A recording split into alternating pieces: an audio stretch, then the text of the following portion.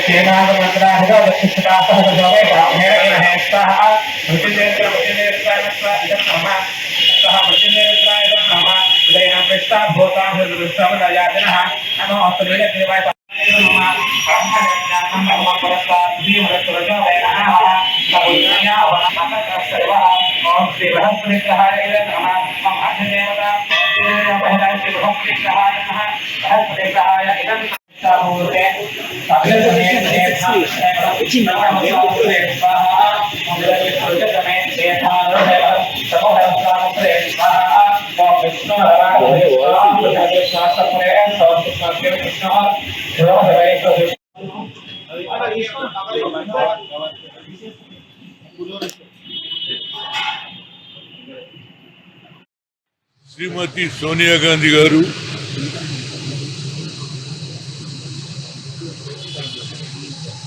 ఆరోగ్యం బాగలేక హాస్పిటల్లో జాయిన్ కావడం జరిగింది. గతంలో కూడా ఆమె అమెరికా ట్రీట్మెంట్ పోయినప్పుడు కూడా మృత్యుంజయ యజ్ఞం చేయడం జరిగింది. నా ఉద్దేశంలో మహంకాళి దయ వల్ల ఆరోగ్యంగా తిరిగి రావాలని ఈనాడు ఆమె ముందు హోమం చేయడం జరిగింది. తప్పనిసరిగా ఆమె బాగుండి బడుగు బలహీన వర్గాలకు దేశం గురించి ప్రధానమంత్రి పదవి వచ్చినా నేనుండను అని ఆలోచన చేసినటువంటి ఏకైక నాయకురాలు. పదవి గురించి పోరాడుకుంటున్నటువంటి సమయంలో పదవి ముఖ్యం కాదు, దేశ ప్రజల ఆరోగ్యం ముఖ్యం, వాళ్ళ అభివృద్ధి ముఖ్యమని ఆనాడు డాక్టర్ మన్మోహన్ సింగ్ గారిని ప్రధానమంత్రి 2 సార్లు చేయగలిగింది. అలాంటి దేవతకు ప్రజల పక్షాన మంచి ఆరోగ్యంగా తిరిగి ఏ విధంగా గతంలో బడుగు బలైన వర్గాలకు ఆలోచన చేసిందో అదే విధంగా ఆ అమ్మ మంచి హెల్త్తో వచ్చి ప్రజలకు సేవ చేయాలన్న ఉద్దేశంతోనే ఇవాళ మృత్యుంజయాగం చేయడం జరిగింది. తప్పనిసరిగా నాకు గట్టి నమ్మిక అమ్మవారి దయ వల్ల ఆమె బాగుండి వచ్చి ప్రజలకు సేవ చేయాలన్న ఉద్దేశమే ముఖ్యం.